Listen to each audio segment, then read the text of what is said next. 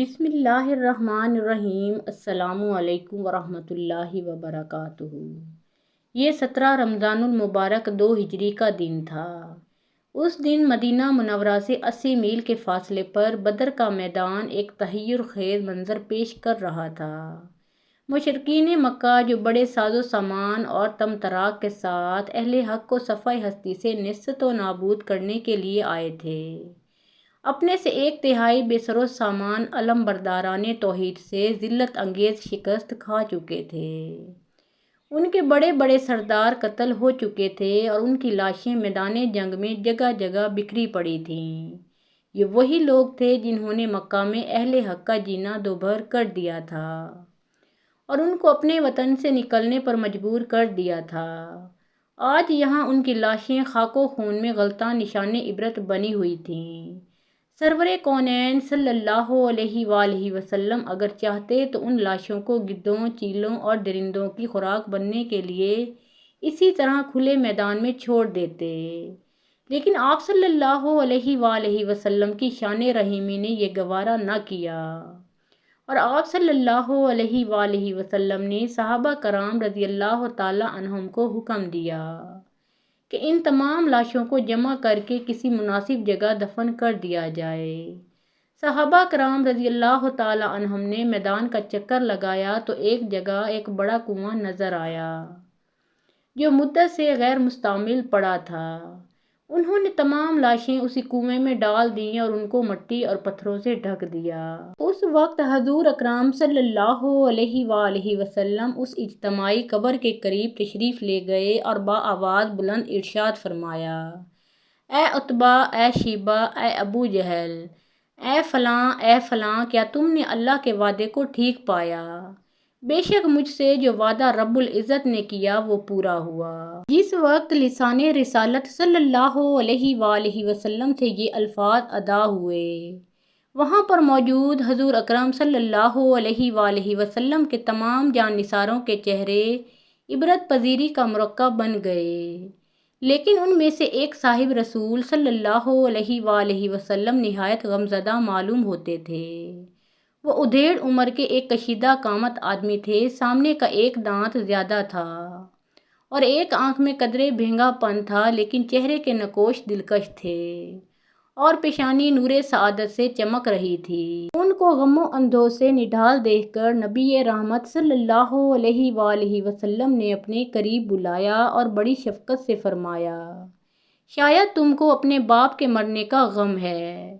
انہوں نے عرض کیا: یا رسول اللہ صلی اللہ علیہ وآلہ وسلم، اللہ کی قسم میں اپنے باپ کی موت کی وجہ سے مغموم نہیں ہوں، بلکہ مجھے دکھ اور رنج اس بات کا ہے کہ میرے باپ کو قبول حق کی سعادت نصیب نہ ہوئی اور وہ کفر پر مرا، حالانکہ وہ ایک دانشمند، صاحب الرائے، معاملہ فہم اور خوش اخلاق شخص تھا، اور مجھے پورا بھروسہ تھا کہ وہ شرف اسلام سے بہرہ ور ہوگا، لیکن جس حالت میں وہ اپنے انجام کو پہنچا اس کو دیکھ کر میری تمام امیدیں اور آرزوئیں خاک میں مل گئیں۔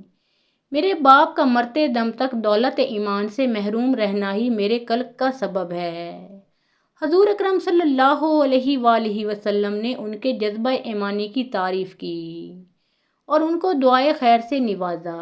غیرت دینی اور جوش ایمان کا بھرپور مظاہرہ کرنے والے یہ صاحب رسول صلی اللہ علیہ وآلہ وسلم قریش مکہ کے نامور رئیس عتبہ بن ربیعہ مقتول بدر کے فرزند حشیم تھے، جو تاریخ میں اپنی کنیت ابو حذیفہ سے مشہور ہیں۔ حضرت ابو حذیفہ حشیم بن عتبہ رضی اللہ تعالی عنہ کا شمار کبار صحابہ میں ہوتا ہے۔ انہوں نے ایک ایسے گھرانے میں آنکھیں کھولیں جو کفر و شرک کی آماجگاہ تھا۔ ان کا والد عتبہ بن ربیعہ قریش کے سربرآوردہ رؤسا میں سے تھا اور اپنی قوم میں بڑے اثر و رسوخ کا حامل تھا۔ اس کی معاملہ فہمی، دور اندیشی اور وفاداری کا بھی سب کو اعتراف تھا، لیکن وائے بدبختی کہ جب نبی رحمت صلی اللہ علیہ وآلہ وسلم نے اہل مکہ کو توحید کی دعوت دی تو اس نے اپنے کانوں میں روئی ٹھونس لی اور ان لوگوں میں شامل ہو گیا جنہوں نے دین حق کی مخالفت کو اپنا اوڑھنا بچھونا بنا لیا تھا۔ تاہم اس کی طبعی شرافت نے اسے ابو لہب، ابو جہل، عقبہ بن ابی معیط، امیہ بن خلف، ولید بن مغیرہ اور اسود بن عبد یاغوث وغیرہ جیسے شریر النفس لوگوں کی صف میں شامل ہونے سے باز رکھا۔ یہ وہ لوگ تھے جنہیں حضور اکرم صلی اللہ علیہ وآلہ وسلم کی ایذا رسانی کے لیے ذلیل سے ذلیل حرکت سے بھی اجتناب نہیں تھا۔ عتبہ اور اس کا بھائی شیبہ اسلام کے دشمن ضرور تھے، لیکن انہوں نے حضور اکرم صلی اللہ علیہ وآلہ وسلم کو ستانے کے لیے کبھی کسی کمینہ حرکت کا ارتکاب نہیں کیا۔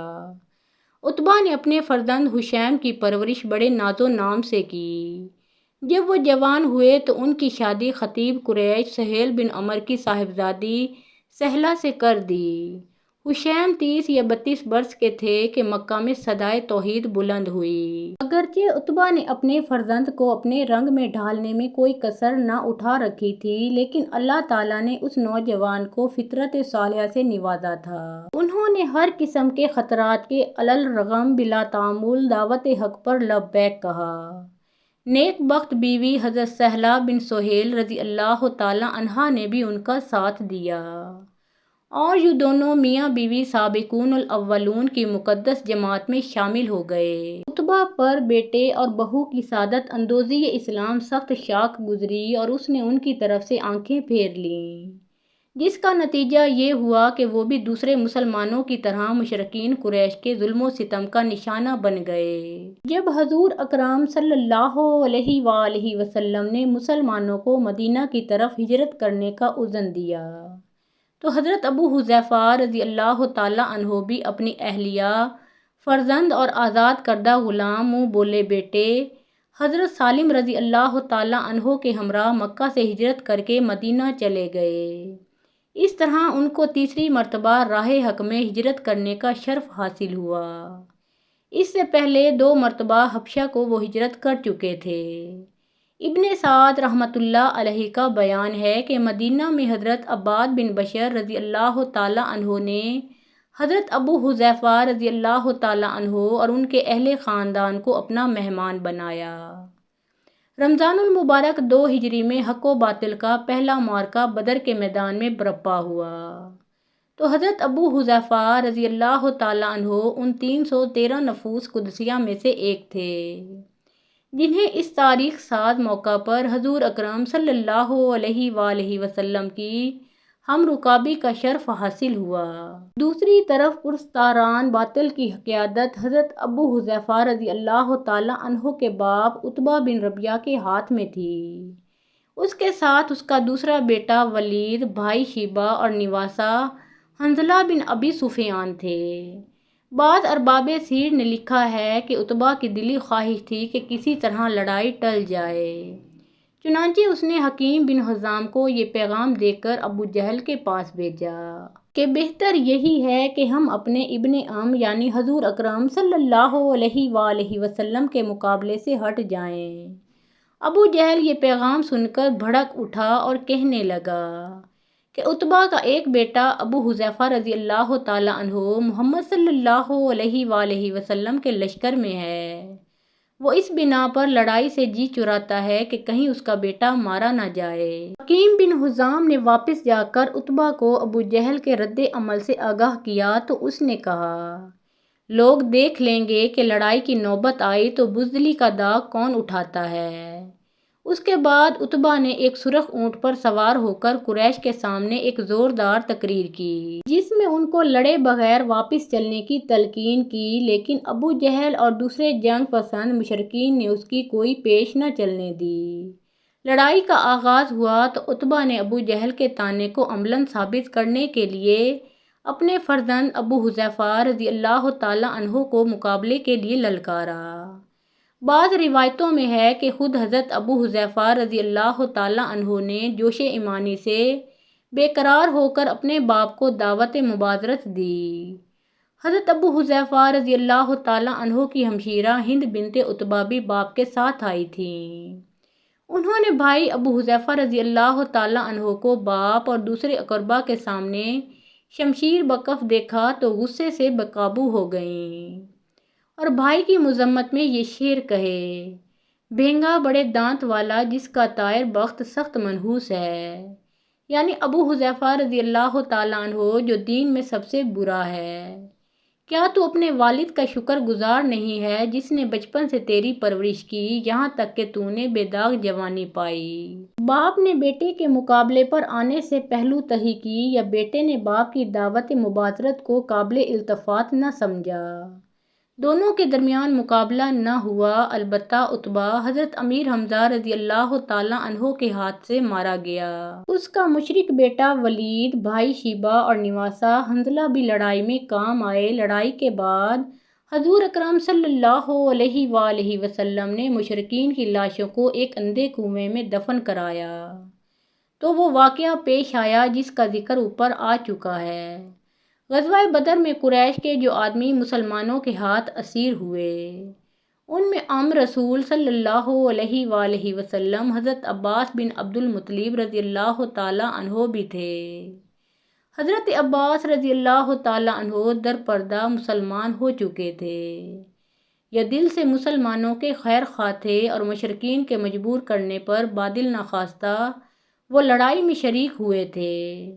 حضور اکرم صلی اللہ علیہ وآلہ وسلم کو حقیقت حال کا علم تھا، اسی بنا پر حضور اکرم صلی اللہ علیہ وآلہ وسلم نے لڑائی سے پہلے صحابہ کرام رضی اللہ تعالیٰ عنہم کو ہدایت فرمائی تھی کہ بنو ہاشم اور کچھ دوسرے لوگوں کو زبردستی ہمارے مقابلے پر لایا گیا ہے، ورنہ وہ ہم سے قطعاً لڑنا نہیں چاہتے تھے، لہذا اثنائے جنگ میں اگر ہاشمیوں میں سے کوئی شخص تمہارے ہاتھ آ جائے تو اس کو قتل نہ کرنا۔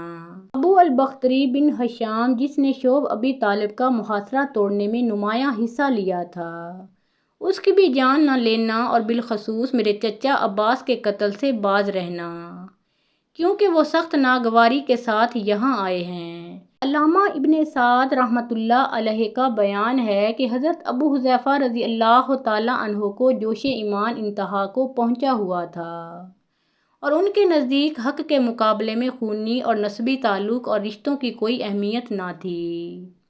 انہوں نے حضور اکرم صلی اللہ علیہ وآلہ وسلم کے ارشاد کو اچھی طرح نہ سمجھا اور بول اٹھے، یہ حق اور باطل کا مقابلہ ہے، اگر ہم حق کی خاطر اپنے باپ، بھائی، بیٹے اور دوسرے اقربا سے درگزر نہیں کرتے تو بنو ہاشم سے کیوں کریں؟